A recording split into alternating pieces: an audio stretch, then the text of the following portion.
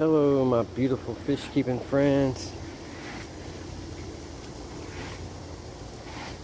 Showing y'all some of my creations. So this is a work in progress. I just really want to get ferns and moss and stuff growing out of it. I like it because it attracts the tree frogs. This is a little seeded bonsai.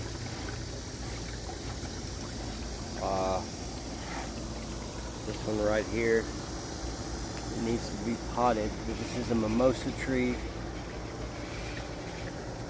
This is a water garden inside a fire pit. Sorry about the air conditioner right there. We have some tadpoles living in here. Tree frog tadpoles. And another bonsai right there, if you can see it, the ficus tree. There's the pot. It's just kind of stuck here, as well as one in a greenhouse right there. Seems to be doing well. May need some water. Alright, this is Carl Laney 81 Aquascapes.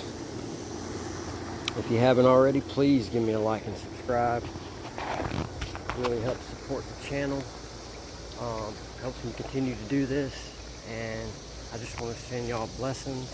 And I appreciate your patience in watching this far. And namaste, Aquascape.